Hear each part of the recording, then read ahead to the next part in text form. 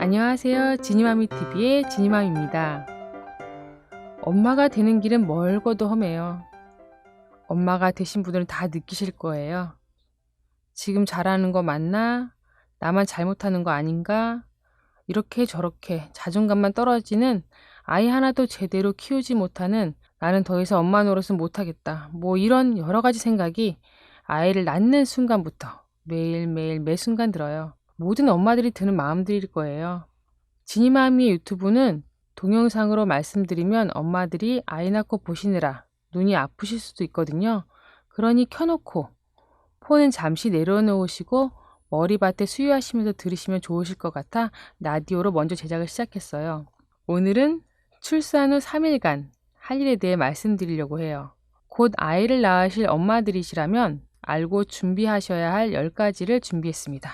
평생에 한 번뿐인 출산이라는 선물을 좀 더 잘 준비하셔서 건강한 삶의 시작을 아이와 함께 하셨으면 좋겠어요. 저는 참고로 첫째, 둘째는 병원에서 아이를 낳고 셋째, 넷째, 다섯째는 집에서 낳았거든요. 병원에 가시거나 조산원에 가실 때 준비할 물건들을 알려드릴게요. 가정출산도 같이 준비하시면 됩니다. 첫 번째는 신생아 준비물 10개예요. 1. 아기 손수건 20장이랑 손수건 넣을 옷걸이 2개. 2. 신생아 기저귀 1팩. 3. 면 신생아 블랭킷 2장. 4. 신생아 옷 2개.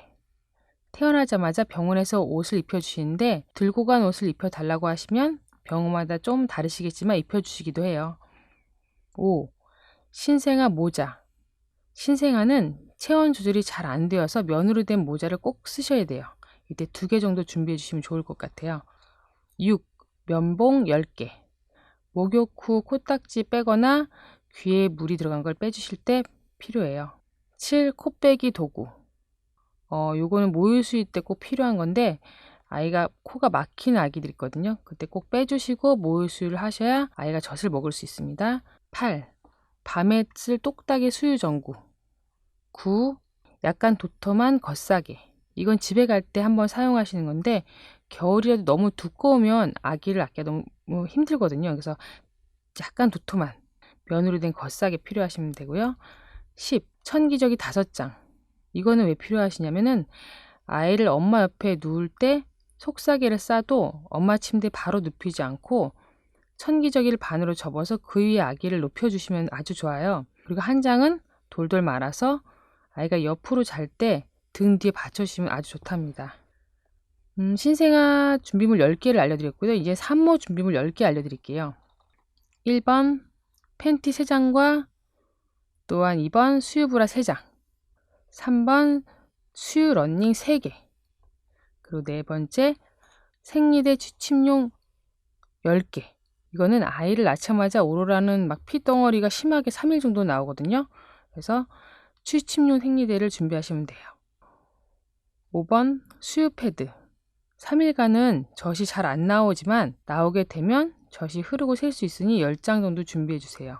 6번 면 내복 아래 위로 1개. 7번 향 없는 수제 비누. 아이 낳고 나면 순환이 좋아져서 땀도 많이 나고 냄새도 나므로 병원에서 끈적이는 목이나 귀, 손 등을 닦아주면서 아기 면수건을 빨대 함께 사용해주면 좋아요. 8. 지퍼백 작은 거 5개와 중간 팩 3개 정도면 좋을 것 같습니다. 9. 주겸.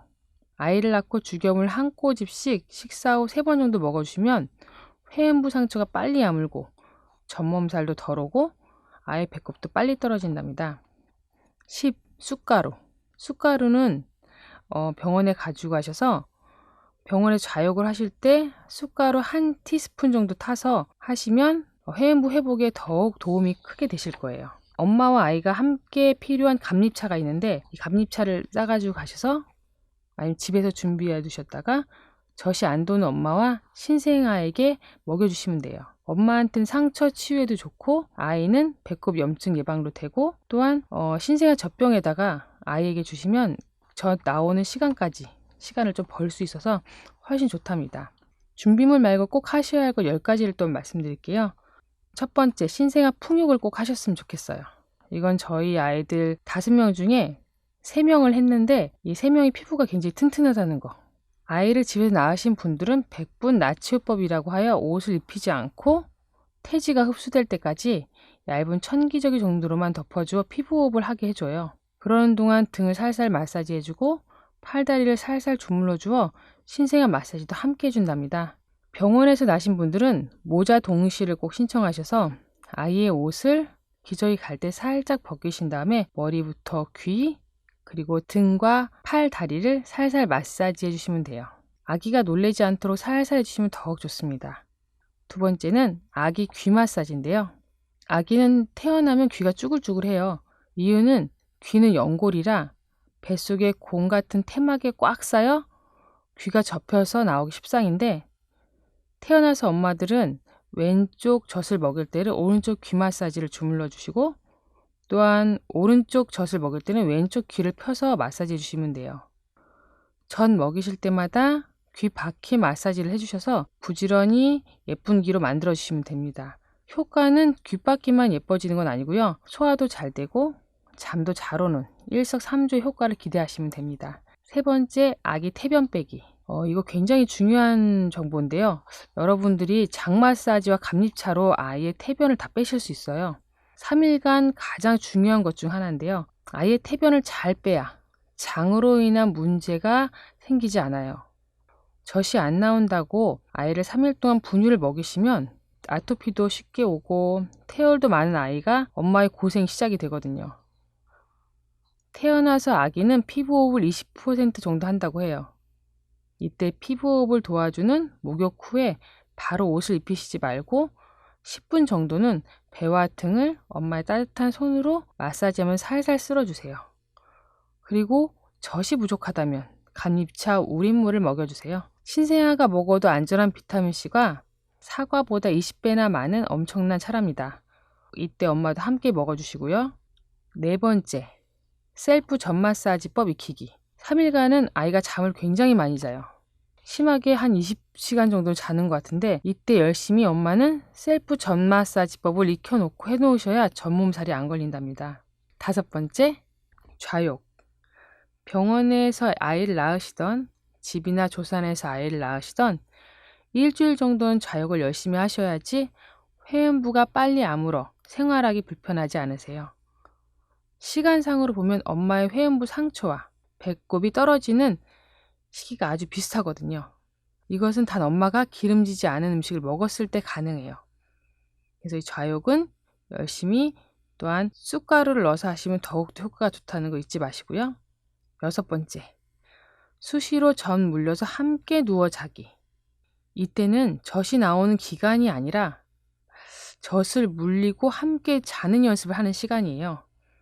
안 그러면 안고 젖을 먹였다가 내려놓으면 또 깼다가 반복하면서 누워서 젖 물리는 연습을 하지 않으면 아이가 급속도로 자라서 엄마의 어깨와 등이 온전치 않거든요.